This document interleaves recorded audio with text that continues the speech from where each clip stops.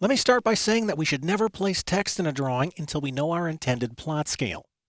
That's because the scale of our plot will dictate how large our text needs to be, such that it's readable on the printed sheet. Fortunately, if I know my plot scale, AutoCAD will size my text automatically. In this lesson, we're going to learn how to create predictably sized text in our drawings. On my screen, I have an architectural floor plan, and I would like to label each of these rooms.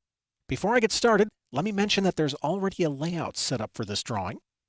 And if I look at the scale here in the title block, I can see this drawing is going to plot at 3/8 of an inch equals a foot. You know what? Good practice says you should never take the title block's word for it.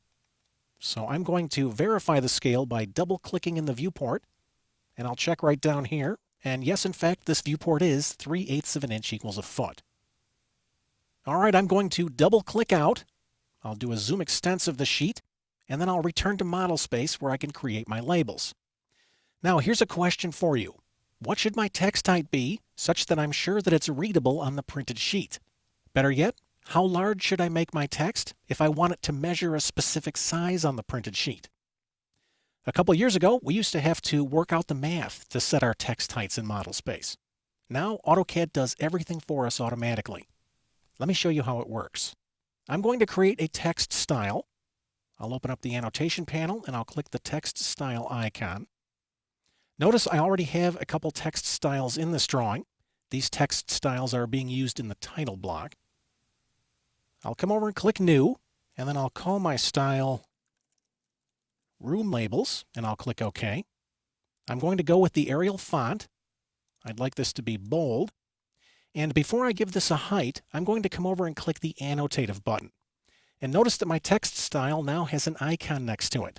This icon means the text style will automatically size itself to match my plot scale.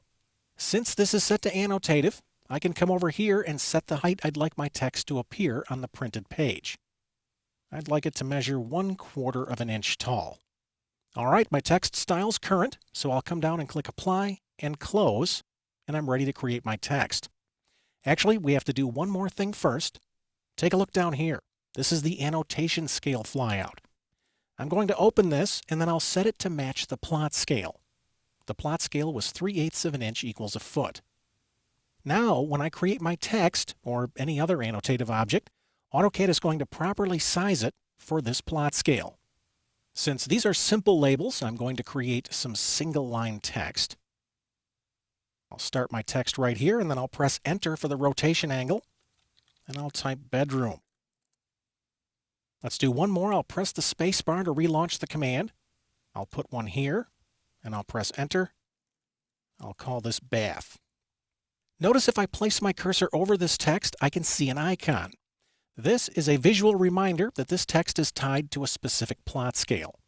Now, I'd like to create one more label, and instead of typing it manually, I'm going to launch the copy command, and I'll copy this label from this room to this one. Now that I'm finished, I'm going to return to the layout. Notice that the text is very easy to read. I'm going to zoom in, and let's take a quick measurement. Remember, we wanted our text to measure 1/4 of an inch tall on the page.